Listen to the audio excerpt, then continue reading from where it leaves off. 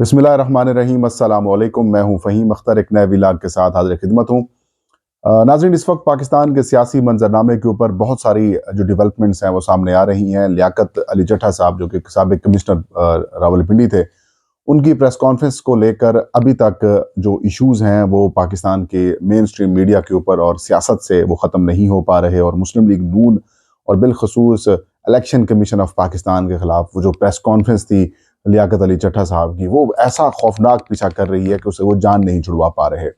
इसके अलावा तहरीक इंसाफ के अंदर क्या चल रहा है, MWM जमात इस्लामी, पाकिस्तान तहरीक इंसाफ पार्लियामेंटेरियन, सुन्नी इत्तेहाद कौंसल, या फिर कोई और जमात उसके साथ इल्हाक करेंगे तहरीक इंसाफ। और तहरीक इंसाफ की सफ़ों के अंदर इस लेवल की कन्फ्यूजन क्यों है? इमरान खान के अहकामात के ऊपर क्या मिनवन अमल किया जा रहा है या नहीं किया जा रहा? इसके अलावा एक बड़े इदारा है जो कि पहले इलेक्शन कमीशन का हामी था, आज उसने भी अपनी ज़बान खोल दी है, अपना मुंह खोल दिया है और इलेक्शन कमीशन से कहा है, भाई इंतखाबात की तहकीकात करवाओ। इन तमाम चीज़ों के ऊपर गुफ्तगू करेंगे। आगाज़ करते हैं, तहरीक इंसाफ के अंदर क्या चल रहा है। सबसे पहले तो कि जहन में रखिए कि तहरीक इंसाफ इस वक्त जिन हालात के अंदर एक इलेक्शन कमीशन का, सुप्रीम कोर्ट का, पॉलिटिकल पार्टीज, उनकी जो ओपोनेंट्स हैं उनका, और ना नज़र आने वाले लोगों का जो मुकाबला कर रही है, ये पाकिस्तान की सियासी तारीख के अंदर कभी भी ऐसा नहीं हुआ कि कोई सियासी जमात जो है वो इस लेवल के ऊपर जाकर मुकाबला करेगी। और जो स्क्रिप्ट राइटर हैं, जो प्लानर्स हैं, जो हैंडलर्स हैं, उनको इतना परेशान करके रखा हुआ है तहरीक इंसाफ ने कि उनको समझ नहीं आती कि चीज़ें, वो कुछ स्क्रिप्ट करते हैं और आगे से तहरीक इंसाफ का एक नया प्लान सामने आ जाता है। वो कुछ चीज़ें मैनेज करते हैं, PTI का फिर एक नया प्लान सामने आ जाता है। और अडियाला जेल के अंदर बैठा हुआ जो एक शख्स है जिसका नाम इमरान खान है, वो इनको जेल के अंदर बैठ के इतना तंग और परेशान कर रहा है कि उनको समझ नहीं आ रही कि भाई इस बंदे का मुकाबला कैसे करें। अब मैं तो ये समझता हूँ कि एज ए पोलिटिकल स्टूडेंट कि भाई जो कुछ तहरीक इंसाफ के साथ इन्होंने किया, कुदरत ने डबल करके इनके अंदर घुसा दिया। मतलब ये कि घुसा से मुराद ये कि इनके खिलाफ कर दिया। अब जो ये प्लान करते हैं वो प्लान इनके उलट पड़ जाता है। तहरीक इंसाफ से इंतखाबी निशान छीन लिया, तहरीक इंसाफ को आम इंतखाबात से नाअहल कर दिया कि आप तौर पार्टी इलेक्शन नहीं लड़ सकते। इलेक्शन कमीशन ऑफ पाकिस्तान का या फिर सुप्रीम कोर्ट ऑफ पाकिस्तान का जो किरदार था वो बड़ा अजीब व गरीब था। 3 किरदार थे जो तहरीक इंसाफ के खिलाफ बड़े तारीख के अंदर लिखे जाएंगे, उनका नाम लिखा जाएगा और उनका जब जब इंतखाबात की बात आएगी तो नाज़रीन ये 3 किरदार जो हैं वो आपको याद आएंगे, जहन नशीन हो जाएंगे, या कम से कम जब तक मैं इलेक्शंस की रिपोर्टिंग करता रहूँगा, कम से कम मैं तो इन 3 किरदारों को कम से कम नहीं भूलूंगा और मैं पॉइंट आउट करता रहूँगा। इनमें सबसे बड़ा किरदार chief election commissioner Sikandar Sultan Raja का, दूसरे नंबर के ऊपर मैं कहूँगा सुप्रीम कोर्ट ऑफ पाकिस्तान, बिलखसूस chief justice of Pakistan justice काजी फ़ायज़ ईसा, उनके साथ बाकी जो जजेस थे उनके ग्रुप के, उनका, और साथ में अकबर एस बाबर। इन्होंने जो पाकिस्तान के 2024 के आम इंतखाबात कराए हैं, इन तीनों ने इन इंतखाबात को मुतनाज़ा बनाने में इनका बड़ा अहम और कलीदी किरदार था। क्यों?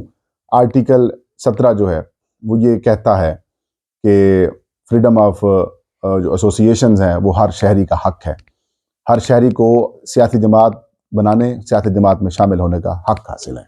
इसका हक हमारे इदारे नहीं छीन सकते, ना इलेक्शन कमीशन छीन सकता है, ना सुप्रीम कोर्ट छीन सकता है, ना हाई कोर्ट छीन सकती है, ना कोई और इदारा छीन सकता है। और जब बात फंडामेंटल राइट की आती है, जब बात आर्टिकल 17 की आती है, तो ये इंट्रा पार्टी इंतखाबात करवाना, इंतखाबी निशान छीनना, ये एलिजिबिलिटी, ये एक्ट, ये बाकी मामला, पार्टी का आइन, ये सेकेंडरी हो जाता है। ये मेरा पॉइंट ऑफ व्यू है। ये सारी चीज़ें सेकेंडरी हो जाती है। जब कॉन्स्टिट्यूशन ये कह रहा है कि इसके तहत होनी चाहिए तो फिर वो होनी चाहिए और वो फिर अफजल होती है। लेकिन बदकिस्मती से आर्टिकल 17 को नज़रअंदाज किया गया इलेक्शन कमीशन की तरफ से। बाद में हाई कोर्ट ने आर्डर दिया, पेशावर हाई कोर्ट के 3 जजेस ने मुख्तलिफ फैसलों के अंदर हवाला दिया, उन्होंने PTI को रिलीफ फराम किया। लेकिन फिर वो जब मामला सुप्रीम कोर्ट में गया तो फिर PTI के गले पड़ गया। तो प्लान यही था कि PTI को नाअहल कर दें, इनके उम्मीदवार आज़ाद चले जाएं, आज़ाद उम्मीदवारों को ऐसे फजूल किस्म के निशानात दिए जाएं, लोग कंफ्यूज हो जाएं, उनको ना मिले। लेकिन ये सारे प्लान धरे के धरे रह गए, इनका सारा स्क्रिप्ट धरे के धरा रह गया। अवाम ने जिस तरीके से इमरान खान की कॉल के ऊपर लब्बैक कहा, इमरान खान के उम्मीदवारों को उन्होंने नहीं देखा कौन है, क्या शक्ल है, نشان کیا ہے، انہوں نے پکڑ کے عمران خان کے امیدواروں کو ووٹ دیے اور ایک بڑی تعداد میں آزاد امیدوار میدان میں آ گئے۔ اب یہاں سے کہانی کے اندر دوسرا جو شفٹ ہے یا پھر جو دوسری اس کی قسط ہے وہ شروع ہو جاتی ہے۔ وہ دوسری قسط یہ تھی کہ ان کو مخصوص نشستوں سے بھی جو ہے وہ نااہل کر دیں۔ ظاہر ہے الیکشن کمیشن تو پپٹ بنا ہوا ہے، اس کا تو کردار ایک پپٹ سے بھی کم ہے، چابی والا کھلونا ہے، چابی بھرو آگے چل پڑے گی۔ اور اس عرصے میں ناظرین کچھ چابی والے کھلونے بڑے انٹرسٹنگ سامنے آئے ہیں۔ اکبر ایس بابر سامنے آ گیا، الیکشن کمیشن کے لوگ سامنے آ گئے، لیکن ان سب کے کرداروں کے باوجود تحریک انصاف سخت مقابلہ کر رہی ہے۔ یہ آپ کو بات ایڈمٹ کرنی چاہیے کہ جس انداز میں پی ٹی آئی نے مقابلہ کیا ہے اور عمران خان نے مقابلہ کیا ہے اس کا کوئی میچ نہیں ہے۔ پاکستان کی سیاسی تاریخ کے اندر اتنا بڑا اور میچ جو ان کے ساتھ پڑا ہے اور جس طریقے سے وہ مقابلہ کر کے جیتے ہیں کہ مطلب آپ ٹی وی چینلز کے اوپر اخبارات کے اندر آپ کے نام لینے کے اوپر پابندی اور آپ پھر بھی پہنچ رہے ہیں۔ کروڑوں اربوں روپے لگا کے آپ نے میڈیا کمپین کی، دوسرے انہوں نے آپ نے کچھ نہیں کیا، آپ نے سوشل میڈیا کے اوپر جو ہے ٹویٹس کروائیں، آپ لوگ جیت گئے، ویلاگز کروائے، آپ جیت گئے، یا لوگوں نے ویلاگز کیے، یا پھر ٹک ٹاک کے اوپر لوگوں نے کام کیا، پی ٹی آئی والے جیت گئے۔ اب ایک صوبے میں حکومت بنا رہے ہیں۔ اگر تو صاف شفاف اور فارم 45 اور 47 کے اوپر ڈرامہ نہ کیا جاتا الیکشن کمیشن آف پاکستان کی جانب سے، جس کی گواہی کمشنر راول پنڈی صاحب نے بھی دی ہے اور جس کی گونج ابھی تک موجود ہے، تو پی ٹی آئی وفاق میں بھی حکومت بناتی، پنجاب میں بھی، خیبر پختونخوا میں بھی، بلوچستان کے اندر بھی اچھی بھلی ان کی پوزیشن ہوتی اور سندھ کے اندر بھی تگڑا مقابلہ ہوتا، تو پورے پاکستان کے اندر پی ٹی آئی موجود ہوتی۔ لیکن بدقسمتی سے جو ہمارے کرتا دھرتا ہیں، جو فیصلہ ساز ہیں، سمجھ گئے ہوں گے آپ، وہ نہیں چاہتے کہ اس طرح کے حالات پیدا ہوں۔ تو اب کہانی یہ بنائی کہ تحریک انصاف کے جو سیکٹری اطلاعات ہیں رؤف حسن صاحب، ان کی 6 مہینے بعد عمران خان صاحب سے جیل میں ملاقات ہوتی ہے۔ عمران خان صاحب رؤف حسن کو کچھ ہدایات جاری کرتے ہیں، وہ کہتے ہیں کہ ایم ڈبلیو ایم کے ساتھ الائنس کا اعلان کر دیں۔ وہ اعلان کر دیتے ہیں اور اس کے بعد کہانی کے اندر ایک نیا ٹوسٹ آ جاتا ہے۔ پھر کچھ مسترد کردہ لوگ جو ہیں، جو کچھ آپ اسے کہہ سکتے ہیں کہ ذہنی معذور، ذہنی مریض لوگ جو ہیں، وہ پاکستان کے اندر ایک نئی سکیم لے کے آ جاتے ہیں، ایک نئی تفرقہ واریت کی لہر لے کے آ جاتے ہیں، شیعہ سنی معاملات کے اوپر پھر ہوا دینا شروع کر دیتے ہیں، وہی مسترد کردہ لوگ، اور اسی لہر کے اندر پھر گیم ڈال دی جاتی ہے جو پی ٹی آئی کے مخالفین قوتیں ہیں ان کی طرف سے، اور پھر پی ٹی آئی کے کچھ لوگوں کے اندر سے آوازیں آنا شروع ہو جاتی ہیں۔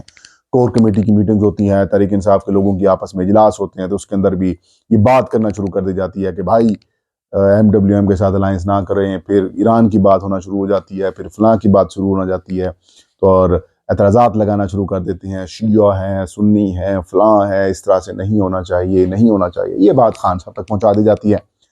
خان صاحب بڑے غصے کا اظہار کرتے ہیں۔ اب ظاہر ہے کہ ذہن میں رکھیے آپ بھی، جذبات کے اندر لوگ آ جاتے ہیں کہ ایک سیاسی جماعت جس کی پہلی 3 ٹیئر کی لیڈرشپ یا جیل کے اندر ہے، یا ان کو سیاست سے باہر کر دیا گیا، یا ان کو دوسری جماعتوں میں شامل کرا دیا گیا ہے۔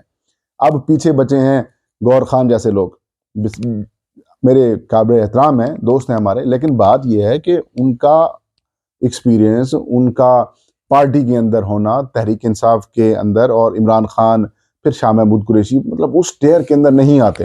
ظاہر ہے کچھ فیصلے بر وقت بھی نہیں کر پاتے، کچھ ایشوز سامنے آ جاتے ہیں، تو پرابلمز ہوئی ہیں۔